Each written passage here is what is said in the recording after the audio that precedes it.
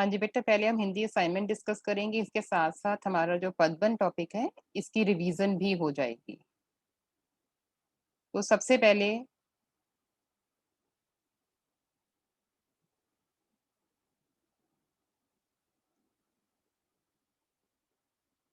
Assignment हम discuss कर रहे हैं। फर्स्ट क्वेश्चन बेटा, आंसर्स आपने देने हैं मुझे। नीचे लिखे गए प्रश्नों के उत्तर निर्देशानुसार लिखिए। इसी के साथ साथ इसकी रिवीजन भी हो जाएगी। ये हमने लास्ट 2 पीरियड्स में अलंकार और पदबंध किए थे। फर्स्ट क्वेश्चन है, सही विकल्प चुनने हैं आपने। वर्णों की आवृत्ति होती है, किस अलंकार में होती है वर्णों की आवृत्ति? अनुप्रास अलंकार। बेटा सिर्फ एक स्टूडेंट ने आंसर नहीं देना है, बाकी सारे भी देंगे। अनुप्रास अलंकार में ही होती है जब हम वर्ण की आवृत्ति, वर्ण का मतलब होता है एक वर्ण, एक ध्वनि, क ख वाली ध्वनि, तो ये अनुप्रास अलंकार है। सेकंड है, तरनी तनुजा तट तमाल तरुवर बहु छाए। अब इस तरह के क्वेश्चंस आपको एग्जाम में आएंगे। इसमें कौन सा अलंकार है? अनुप्रास अलंकार। अनुप्रास अलंकार। क्यों अनुप्रास अलंकार है इसमें? क्योंकि वर्णों की आवृत्ति हो रही है। हाँ, तो क्योंकि जो तो त, तो तो हाँ वेरी गुड, बाकी स्टूडेंट्स भी ध्यान से देखेंगे। त वर्ण की इसमें आवृत्ति हो रही है, रिपीट हो रहा है। जहां एक शब्द अथवा शब्द समूह का एक से अधिक बार प्रयोग हो वहां पे और अर्थ अलग हो, वहां पे कौन सा अलंकार होता है?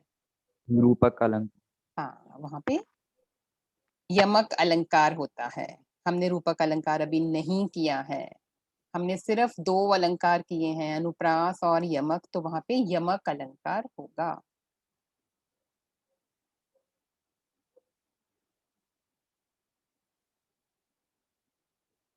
तो यहाँ पे ये यमक अलंकार है।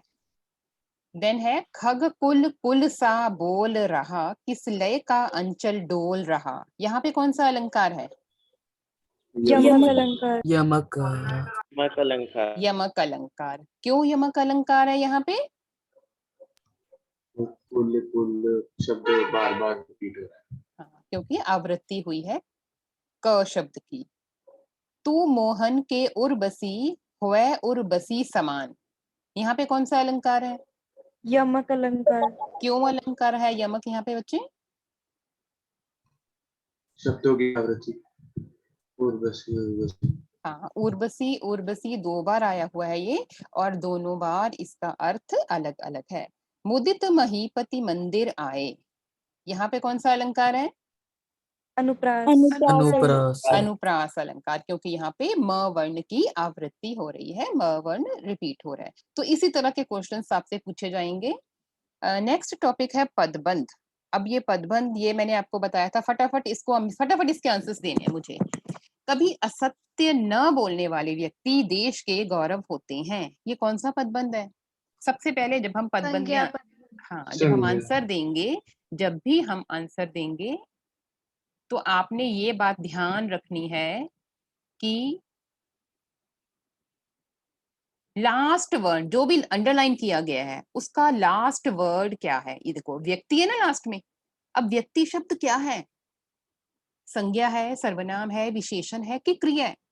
व्यक्ति वर्ड तो संज्ञा ही है ना, तो ये संज्ञा पदबंध है और ये व्यक्ति के बारे में बता रहा है। कौन सा व्यक्ति? कभी असत्य ना बोलने वाले व्यक्ति। और ये जो व्यक्ति है यहां तक ये सारा क्या है? संज्ञा पदबंध। सूरज डूबता जा रहा है, डूबता जा रहा है, यहाँ पे कौन सा अलंकार है?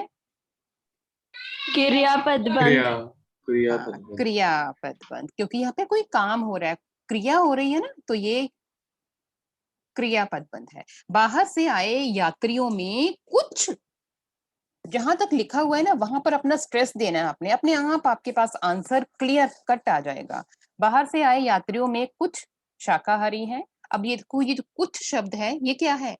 जो हमने 4 पदबंध के 5 पदबंध के भेद किए हैं उसमें कुछ शब्द क्या है? ये संज्ञा है कि सर्वनाम है कि विशेषण है कि क्रिया है कि क्रिया विशेषण है? क्रिया विशेषण। सर्वनाम। क्रिया विशेषण है ये। कुछ कुछ लोग चले गए, ये सर्वनाम है। कोई बाहर आया सर्वनाम। है, ये सर्वनाम है बेटा। ये जो कुछ है ये सर्वनाम है, इसीलिए ये सर्वनाम पदबंध है। तकदीर का मारा वह क्या कर सकता है? तकदीर का मारा, वह सर्वनाम है। अब यहाँ पे वह की विशेषता बताई गई है कि वह कौन, तकदीर का विशेषण। मारा। तो ये सर्वनाम की विशेषता बता रहा है और विशेषण इसीलिए यहाँ पे पदबंध। ये विशेषण पदबंध है। विशेषण पदबंध की एक और इंपॉर्टेंट बात जो आपने याद रखनी है, देखो तकदीर का मारा, चलता हुआ, वाले, ये शब्द जिनके लास्ट में लगा होता है वो विशेषण पदबंध होते हैं। तो कौन है वह, सर्वनाम है और वह की विशेषता बताई गई है कि वह क्या है, तकदीर का मारा। तो यहाँ पे ये विशेषण पदबंध है। परिश्रम करने वाले छात्र अवश्य उत्तीर्ण होंगे। कौन छात्र, विशेषण। परिश्रम करने वाले, वेरी गुड, ये विशेषण पदबंध है। आगरा से आने वाले डॉक्टर को होटल में ठहराया गया, क्या होगा यहाँ पे, संज्ञा पदबंध। संज्ञा पदबंध, क्योंकि लास्ट में संज्ञा। डॉक्टर है। और ये जो सारे शब्द है ना, आगरा से आने वाले डॉक्टर, ये एक पदबंध बन गया है। कुछ पदों का समूह है ये जो एक व्याकरणिक इकाई का काम कर रहे हैं। कौन सी व्याकरणिक इकाई है कि ये सारे शब्द, ये सारे पद हमें संज्ञा के बारे में बता रहे हैं कि ये डॉक्टर के बारे में हमें बता रहे हैं, और डॉक्टर क्या है, संज्ञा है, इसीलिए ये संज्ञा पदबंध है। नदी कलकल करती हुई बहती चली जा रही है। कलकल करती हुई आ गया ना यहाँ पे फिर से विशेषण। विशेषण। नदी की विशेषता बताई जा रही है कि ये, अच्छा, नदी कलकल करती हुई बहती चली जा रही है, इसमें क्रिया क्या है, बहती चली जा रही है। बहती चली जा रही है ना, बहती चली जा रही है, कैसे, कैसे बहती चली जा रही है। कल कल ये करती। हमेशा बेटा ऐसा नहीं होगा कि लास्ट में हुई जब आया है तो वो विशेषण ही होएगा। बहती चली जा रही है कैसे, कल कल करती हुई, कल कल करती हुई। तो ये क्या है, कौन सा क्रिया है, विशेष। हाँ ये क्रिया विशेषण है। याद रखना है, ये क्रिया की विशेषता बता रहा है, नदी की विशेषता यहाँ पे नहीं बताई जा रही है। हमें ये बताया जा रहा है कि नदी बह रही है कैसे, बहना तो क्रिया होती है, और वो बहने की विशेषता हमें बता रहे हैं कि नदी बह कैसे रही है, कलकल करती हुई, ये क्रिया विशेषण है। एक और बात है, कई बार हमें क्वेश्चन में क्रिया विशेषण नहीं दिया जाता, ऑप्शन में हमें क्रिया विशेषण की जगह पे अव्यय लिखा वर्ड आता है, तो कंफ्यूज नहीं होना है। अव्यय का मतलब भी क्रिया विशेषण ही है, क्योंकि जो क्रिया विशेषण है ये एक अव्यय ही होता है। तो यहाँ पे जो कलकल करती हुई जो है, ये क्या है, क्रिया विशेषण। अगर कल कल करती हुई के साथ नदी भी होता तो फिर भी क्रिया हाँ, विशेषण ही नहीं होता। नहीं नहीं, फिर तो वो नदी आ जाता ना साथ में। हमने क्रिया की विशेषता बताना है, कल कल करती नदी, तो यहाँ पे नदी की विशेषता बताई जा रही है। एक बात और है, देखो क्रिया विशेषण शब्द क्रिया से पहले लगेंगे, क्रिया से पहले। यहाँ पे देखो कल कल करती हुई, क्या नदी पहले लगा हुआ है, अगर नदी बाद में होता तो बिल्कुल चेंज हो जाता है ये पद। थर्ड क्वेश्चन है, निम्नलिखित वाक्यों में से पदबंध छांटिए और पदबंध का नाम लिखिए। हमें पदबंध छांटना भी खुद है, नाम भी खुद लिखना है। ये एक बात मैंने आपको समझाई थी, पदबंध एक सेंटेंस में एक से ज्यादा हो सकते हैं। अब हम पर डिपेंड करता है ये कि हमने कौन सा पदबंध छांटा है और हमने उसको क्या नाम दिया है। जैसे फर्स्ट क्वेश्चन है, घर से भागा हुआ लड़का वापस आ गया। अब यहाँ पे घर से देखो, भागा हुआ। घर से भागा हुआ, घर से विशेषण। हाँ घर से भागा हुआ लड़का, संज्ञा। संज्ञा पदबंध। हाँ, तो आपने अपने अकॉर्डिंग जो भी आप लिख रहे हो पदबंध, उसको ही आपने लिखना है। अब इसके आंसर दो हो सकते हैं, लेकिन आपने एक ही लिखना है, जो जिसके लिए आप फुल फ्लेज्ड, आपको पता है कि इसका आंसर यही है, अदरवाइज आपको पता चल गया होगा। अब आपने एक ही आंसर लिखना है। आप लिखोगे घर से भागा हुआ विशेषण पदबंध, घर से भागा हुआ लड़का, करेक्ट, यहाँ पे संज्ञा पदबंध ही है, ये संज्ञा पदबंध। वह माली से आंख बचाकर चोरी से आम तोड़ रहा है। एक तो सिंपल हो जाएगा कि आम तोड़ रहा है, ये क्रिया हो जाएगा। तोड़ रहा है। इसके अलावा जो प्रॉपर तो तोड़ रहा है नहीं है ना, क्रिया तो हर एक में आती है। प्रॉपर इसमें कौन सा पदबंध है, ध्यान से माली से आंख बच हाँ माली से आंख बचाकर। हाँ, तो कौन सा है ये, माली से आंख बचाकर, संज्ञा। अरे क्रिया बचाकर, विशेषण। हाँ बचाकर तो संज्ञा नहीं है ना, संज्ञा शब्द नहीं है, ये क्रिया विशेषण है। कैसे तोड़ रहा है, माली से आंख बचाकर, तो माली से या आप आंख बचाकर, माली से आंख बचाकर, ये क्रिया की विशेषता यहाँ पे बताई जा रही है। 2 घंटे बाद पुलिस आई। 2 घंटे दो बाद। घंटे 2 2 घंटे बाद। घंटे बाद। क्या, कौन सा? 2 घंटे विशेषण। बाद पुलिस संज्ञा पद बन। पुलिस की तो विशेषता बताई नहीं गई है यहाँ पे। कौन सी पुलिस? देखो बेटा, यहाँ पे 2 घंटे बाद पुलिस में पुलिस की विशेषता तो समझ बिल्कुल भी नहीं आ रही है। 2 घंटे बाद पुलिस आई। आई, आई क्या है? क्रिया। कब आई? क्रिया। कालवाचक क्रिया विशेषण। कालवाचक क्रिया विशेषण, क्रिया विशेषण पदबंध। सुनीता परिश्रमी अगर और, पुलिस तक लिखना हो, हाँ जी, अगर हाँ जी, लिखना 2 घंटे बाद पुलिस, तो फिर तो संज्ञा है। नहीं, पुलिस की विशेषता नहीं बताई गई है यहाँ पे। इस देखो ये लेकिन 2 सेंटेंस, घंटे बाद पुलिस, तो ये संज्ञा तो हो ही सकता है। नहीं, कैसे हो सकता है? 2 घंटे बाद पुलिस में पुलिस की विशेषता हमें कहीं से समझ आ ही नहीं रही है। कौन सी पुलिस है ना? पुलिस की विशेषता यहाँ पे कहीं पे दिखाई नहीं दे रही है हमें। 2 घंटे बाद पुलिस आई।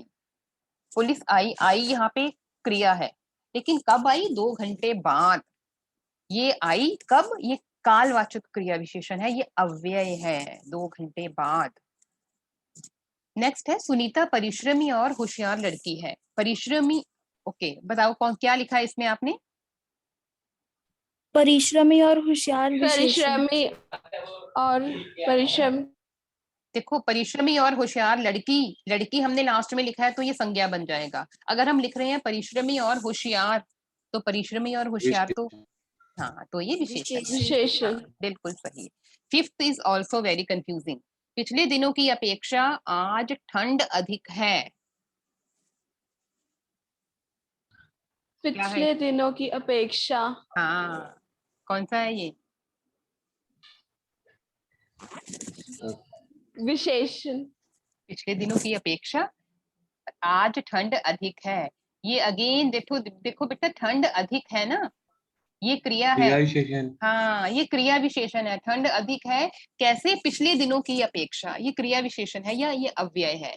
इस छात्रावास में रहने वाले छात्रों में से कुछ क्रिकेट के शौकीन हैं। आंसर मैंने बोल दिया है, आपने नाम बताना है। इस छात्रावास में इस रहने छात्रावास में रहने कुछ वाले छात्रों में से कुछ सर कुछ, कोई, कुछ, तुम, वह, आप, ये कौन से शब्द होते हैं? सर्वनाम। हाँ, ये सर्वनाम होते हैं। कोई, कुछ, तुम्हें, तुम, आप, वह, जहां पे ये आ गए वो सर्वनाम है। लास्ट वर्ड चेक करना मैम हमने। हाँ जी, बिल्कुल लास्ट वर्ड आपने चेक करना है। मीठे मीठे सपने देखने वाले लोग अकर्मण्य होते हैं। मीठे मीठे सपने देखने वाले।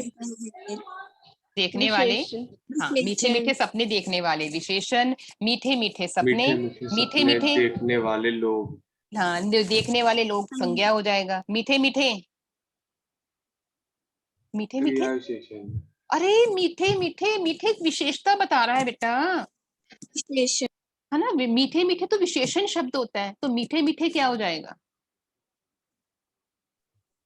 विशेषण। हाँ, ये विशेषण पदबंध बन जाएगा। अगर हम मीठे मीठे लग रहे हैं तो ये सपनों की विशेषता बताई जा रही है, तो मीठे मीठे विशेषण पदबंध। मीठे मीठे सपने देखने वाले लोग, लोग तक, लोग क्या है?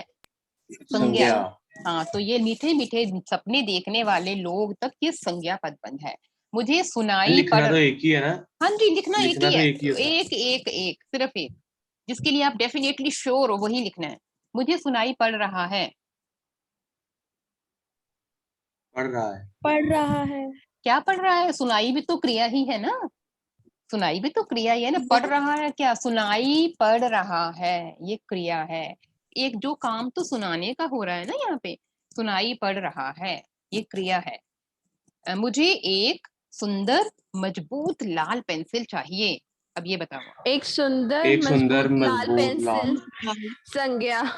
हाँ, एक सुंदर मजबूत लाल मजबूत पेंसिल लाल। संज्ञा। और अगर मैं बोलूं कि एक सुंदर मजबूत लाल, लाल विशेषण। हाँ, विशेषण। तो ये विशेषण है। सोच समझकर काम करने वाले तुम आज गलती कैसे कर बैठे? सोच समझ कर काम करने वाले तुम। सर्वनाम। सर्वनाम। सोच समझकर काम करने वाले तक सर।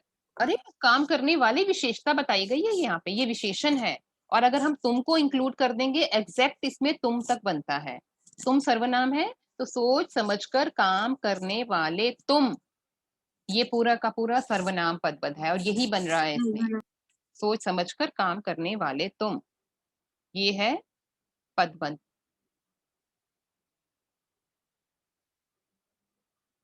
इसी से रिलेटेड एक और मैं आपको बता रही हूँ, क्वेश्चंस में डिस्कस कर रही हूँ।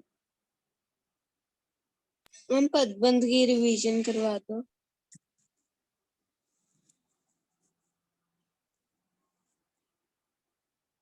लो जी, पदबंध की रिवीजन हो रही है।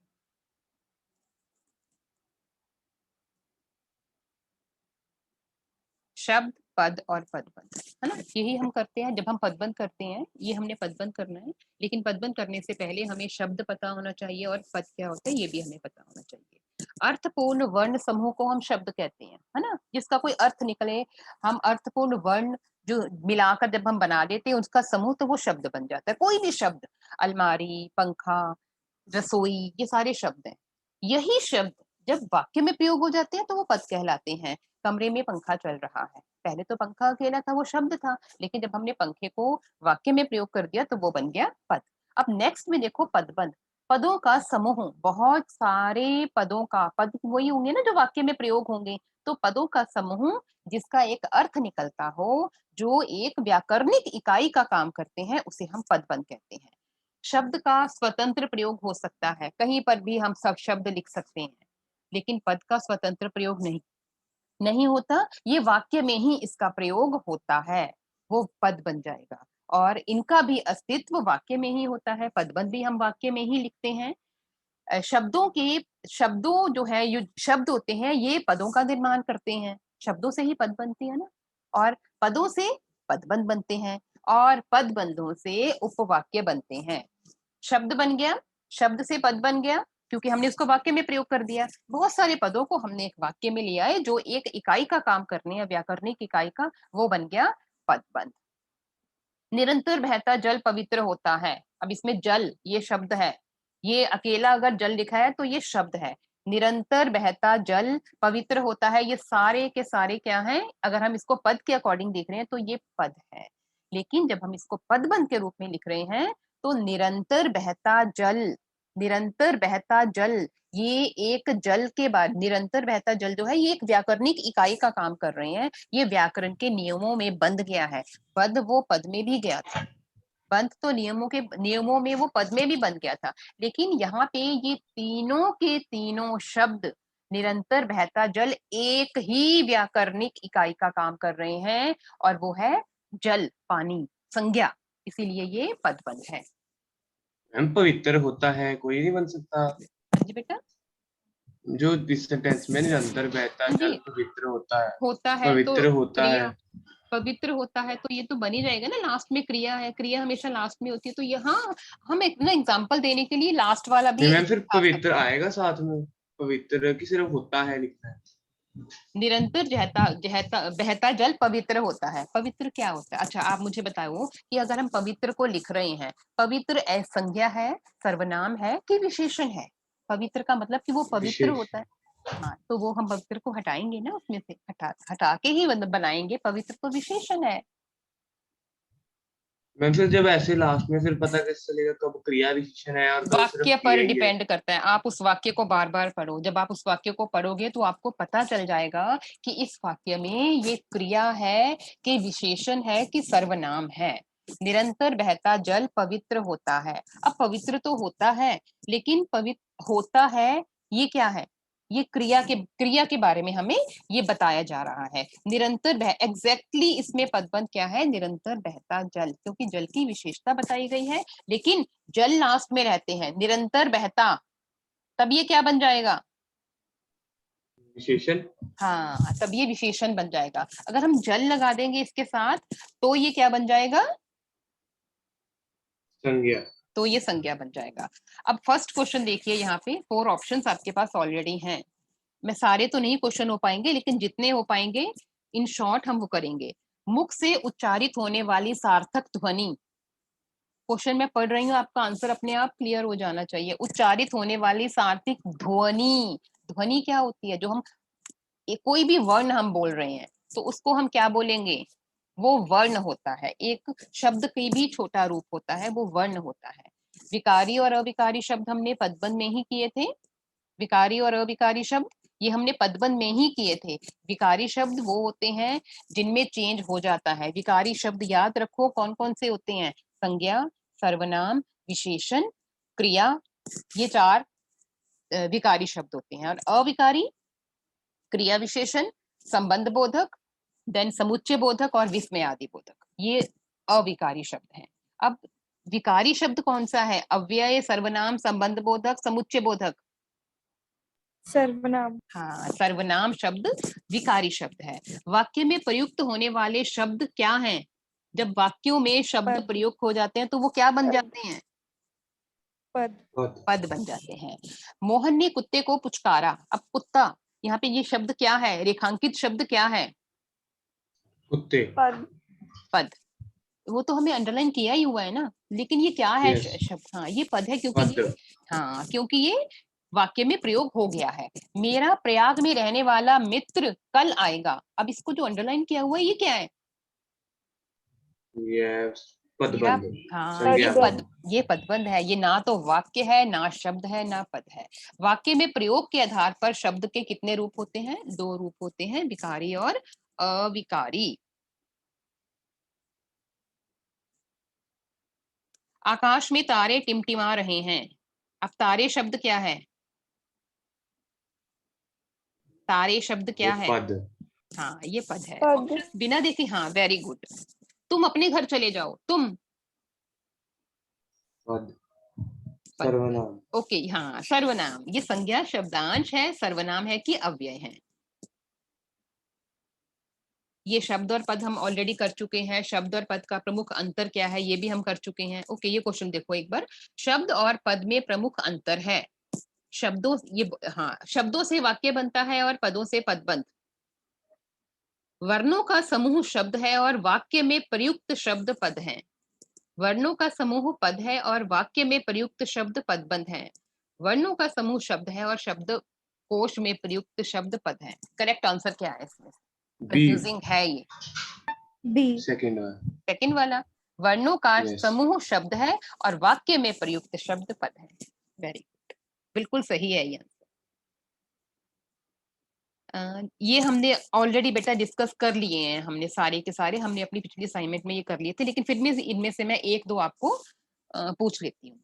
छात्र ध्यानपूर्वक पढ़ रहे हैं। पढ़ रहे हैं, क्रियापद। क्रियापद। क्रियापद। बिल्कुल सही है। सस्ते दामों पर खरीदी चीज जल्दी खराब हो जाती है।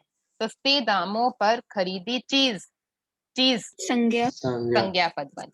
आभारी वह कर, अभागी वह करती थी तो क्या करती? अभागी वह करती तो क्या करती? अभागी वह, सर्वनाम। सर्वनाम। सर्वनाम। बिल्कुल सही है। हमारा खेत इस कोने से उस कोने तक फैला है।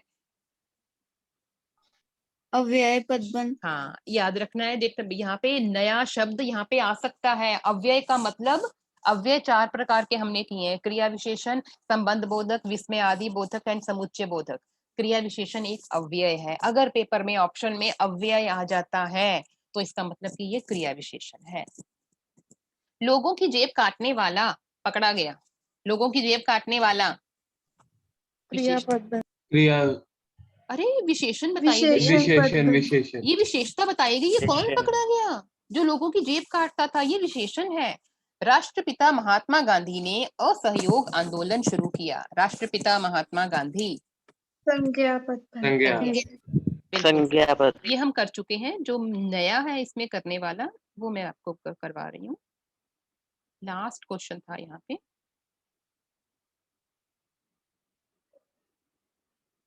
यस, निम्नलिखित वाक्यों में से विशेषण पदबंध छांटिए। 4 ऑप्शन दिए होते हैं जिसमें से आपको सिर्फ विशेषण बताना है। दिल्ली जाने वाली गाड़ी, ऑप्शंस मत देखो, वैसे ही मुझे फटाफट बता दो। दिल्ली जाने वाली गाड़ी अभी अभी स्टेशन पर आई है। दिल्ली जाने वाली। हाँ, दिल्ली जाने वाली। अगर गाड़ी हम इंक्लूड कर देंगे तो क्या बन जाएगा? ये संज्ञा। तो ये संज्ञा। संज्ञा। संज्ञा। मेरे बिल्कुल सही है। मेरे पिताजी ने मुझे बहुत सुंदर घड़ी उपहार में दी। विशेषण। बहुत बहुत सुंदर। सुंदर घड़ी। घड़ी नहीं आएगा। बहुत बहुत सुंदर। सुंदर। बहुत सुंदर। मैंने एक सुंदर लाल फ्रॉक खरीदी। एक सुंदर सुंदर लाल। लाल फ्रॉक। अब हमने क्रिया पदबंध छांटने हैं। क्रिया पदबंध। क्रिया हमेशा वाक्य के लास्ट में होती है और वाक्य से पहले होगा वो क्रिया विशेषण होगा। शिखा प्रतिदिन पढ़ाई करके मेरे घर आ जाती है। आ जाती। आ जाती है। आ जाती है। आ अगर जाती मेरे है। हाँ आ जाती है क्योंकि आने का ही काम हो रहा है क्रिया का। रुपेश बिना रुके बोलता चला गया। बोलता चला गया। बोलता चला बोलता गया। चला गया। भंवरे फूलों पर मंडरा रहे हैं। मंडरा रहे हैं। मंडरा रहे हैं। अब यहाँ पे मंडराना आएगा क्योंकि मंडराना वर्ब है। ये काम हो रहा है इसीलिए यहाँ पे मंडरा रहे हैं ही क्रिया है। दादाजी रामायण पढ़ रहे हैं। पढ़ रहे हैं। पढ़ रहे हैं। पढ़ रहे हैं। नहीं, हाँ, रामायण नहीं आएगा यहाँ पे क्योंकि रामायण तो संज्ञा है। रामायण यहाँ पे इंक्लूड नहीं कर रहे हैं। वो कौन सा काम कर रहे हैं? पढ़ रहे हैं। कोई लड़का बुला रहा है। बुला रहा है। बुला रहा है। नेक्स्ट में अव्यय पदबंध आपने छांटने हैं। वह अपनी कार बहुत तेज गति से चलाता है। अपनी कार। अपनी कार नहीं, देखो तेज गति चलाता है। बहुत चलाता। तेज गति। देखो चलाता है क्रिया है ना। सबसे पहले जब अव्यय छांटने हैं तो क्रिया निकालो माइंड में। देखो कि क्रिया क्या है, उस क्रिया की विशेषता क्या बताई जा रही है। बहुत तेज गति। हाँ, बहुत तेज गति से। वे नीचे वाले कमरे में पढ़ते हैं। नीचे वाले कमरे। नीचे वाले कमरे में। नीचे वाले कमरे में पढ़ते Yes, हैं। बिल्कुल सही है। आई होप कि अब ये आपको समझ आ भी गया होगा पदबंध। लेकिन जिसकी कोई क्वेरी है तो पूछ सकता है। पूछो बेटा, किसने पूछना है पूछो। लास्ट वाले सेंटेंस में मे भी आएगा। सेंटेंस क्या था? नीचे वाले, हाँ वे आएगा में, आएगा आएगा में, आएगा बिल्कुल आएगा में, लिखेंगे हम में। यस बेटा, सेकंड है हमारा टॉपिक समास। ये 2 टॉपिक आज करवाए हैं। Excuse me, chapter ma'am. मैंने सोचा था होगा बट नहीं हो पाएगा। हाँ जी बेटा, बोलिए बोलिए। मैम क्रिया विशेषण पदबंध बता दो वापस। क्रिया विशेषण पदबंध जो वाक्य हमें क्रिया की विशेषता बताते हैं। मैं आपको वैसे ही सेंटेंस बोल रही हूँ यहाँ से। क्रिया विशेषण, कौन नाम बोलिए बेटा अपना। मैम वानी। वानी। देखो क्रिया विशेषण भी है वानी। हमने कोई भी वाक्य देखना है, हमने सबसे पहले अगर हमें क्रिया विशेषण देखना है ना तो हमने पहले क्रिया देखनी है कि उसमें क्रिया क्या है। अगर हमें क्रिया पता चल गई तो हमें क्रिया विशेषण अपने आप पता चल जाएगा। गाड़ी बहुत तेज गति से आ रही है, इसमें क्रिया क्या है?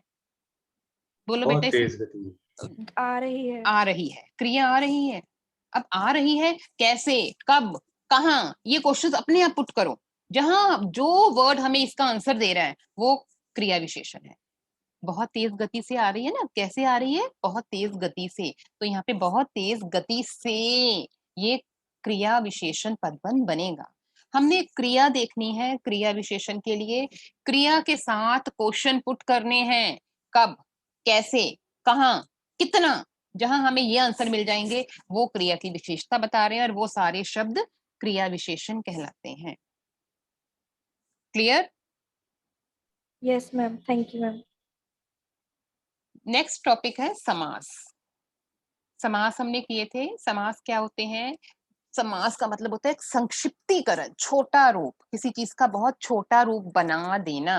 जब हम किसी शब्दों में से विभक्तियां का कौन सी विभक्तियां होती हैं? के, में, ऊपर, उसके, नीचे, ये शब्द होती है ना, में, से, पर। जब हम इसको हटा देंगे और उन शब्दों का छोटा रूप कर देंगे तो उस प्रोसेस को हम समास कहते हैं। जब हम विभक्तियों को हटा देते हैं, जैसे एक शब्द है रसोई के लिए घर, हमने के लिए, ये विभक्ति है, हमने इसको हटा दिया, निकाल दिया, तो हमारे पास क्या शब्द आ गया?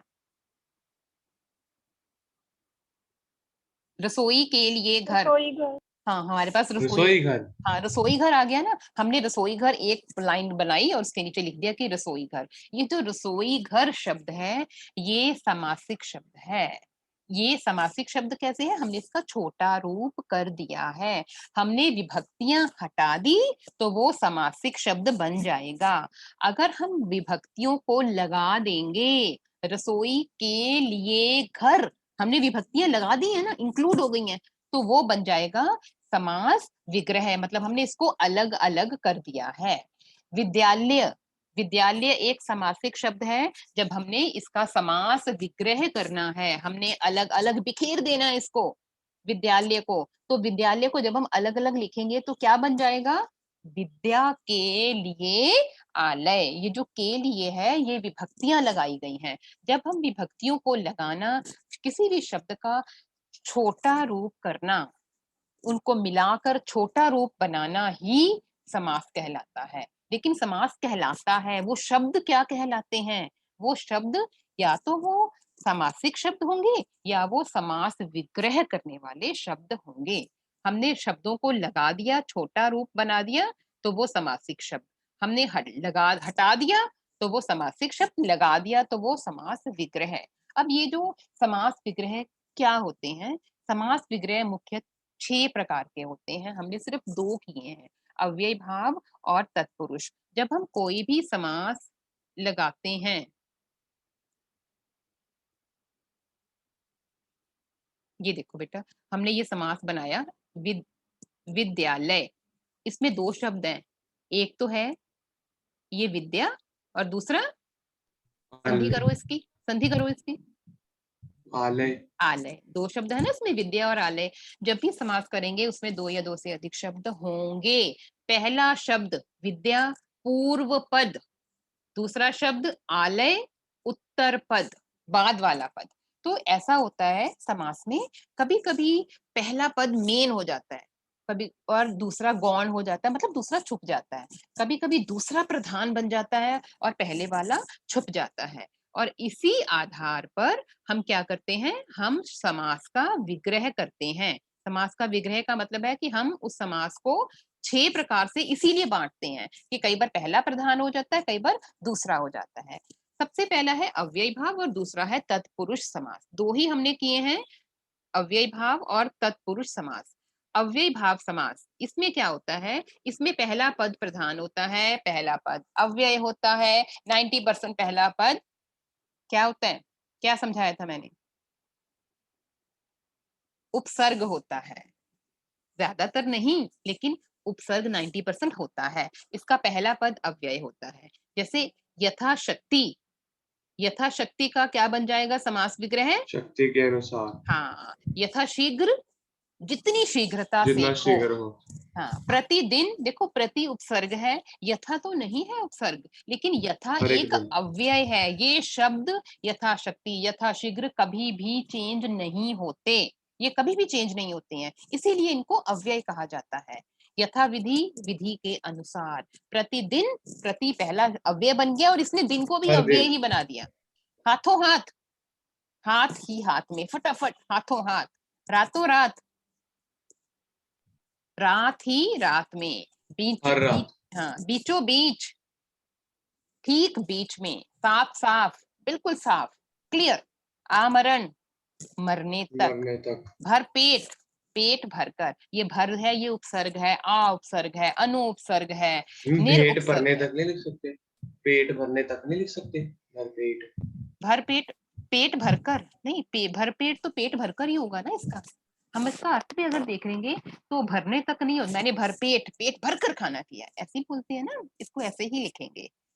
ये सारे के सारे उपसर्ग होते हैं, सारे 90% उपसर्ग होते हैं, याद रखने के लिए आपने देखना है। और अगर ये अव्यय होते हैं तो ये अपने दूसरे शब्द को भी अव्यय बना लेते हैं। इसमें पहला पद क्या होता है, प्रधान होता है, इसीलिए ये अव्यय भाव समास कहलाता है। दूसरा है तत्पुरुष समास, बिल्कुल कारक की तरह ही तत्पुरुष समास के भी 6 भेद होते हैं। कारक के वैसे तो 8 होते हैं, लेकिन हम पहला और आखिरी निकाल देते हैं। तो तत्पुरुष समास के 6 भेद हैं। जितनी भी विभक्तियां हैं कारक की, वो सारी विभक्तियों का ये तत्पुरुष समास में आती हैं। को किसकी विभक्ति है, कर्म की, तो ये कर्म तत्पुरुष कहलाएगा। कृष्णार्पण, कृष्ण को अर्पण, अर्पण ये यहाँ पे कृष्ण की इंपॉर्टेंस ज्यादा है कि अर्पण की इंपॉर्टेंट है, ये बताओ मुझे पहले। किस चीज की पहला पद प्रधान है कि दूसरा? वन गमन, वन गमन, वन को गमन, वन को जाना, वन को ज्यादा इंपॉर्टेंट है कि जाना ज्यादा इंपॉर्टेंट है? वन को। वन। जाना, गमन, गमन है सेकंड की इंपॉर्टेंस ज्यादा है। वन गमन, वन को जाना। जेब कतरा, जेब कतरा अरे सिंपल से देखो जेब, तत्पुरुष समास से लिख सकते हैं, आगे की कर्म भी लिखना पड़ता है। हाँ कर्म लिखेंगे। जेब कतरा, जेब की तो जेब कतरा तो जेब भी काट सकता है, पर्स भी काट सकता है, बैग भी काट सकता है, लेकिन हम जेब कतरा ही कहते हैं ना। इसमें इंपॉर्टेंस किसकी है, कौन सा वर्ड प्रधान है? जेब के कतरा, जेब, जेब कतरा, हाँ भूमि, भूमि कतरा ही इसमें प्रधान है। फिर कतरा जब ही, आपने कहा कि वो पर्स भी हो सकता है, फिर हाँ जेब भी तो हुआ। वो तो, हाँ वो तो कोई भी हो सकता है ना, कतरा तो एक ही रहेगा ना, काटने वाला तो वही जो है ना। एक ही रहेगा वो होता है। हाँ जो जिसकी ज्यादा इंपॉर्टेंस है, जिस पर जो दूसरा पद है ये प्रधान है यहाँ पे। हस्तलिखित, हाथ से लिखित, लिखित पे हम ज्यादा इंपॉर्टेंट दे रहे हैं, इंपॉर्टेंस इसको ज्यादा दे रहे हैं। तो ये से जो है ये करण तत्पुरुष है, करण की विभक्ति है, इसीलिए बोलो बेटा पूछो। कर्म करण में दूसरे पद की महानता होती है, महत्वता। तत्पुरुष में, तत्पुरुष में, सब में तत्पुरुष के 6 भेद, 6 के 6 भेदों में दूसरे पद की ज्यादा प्रमुखता होती है, दूसरे पद की। व्ययी भाव अव्यय भाग में पहले की, क्योंकि पहला भाव जो है पहला अव्यय होता है, तो पहला ही जब अव्यय आ गया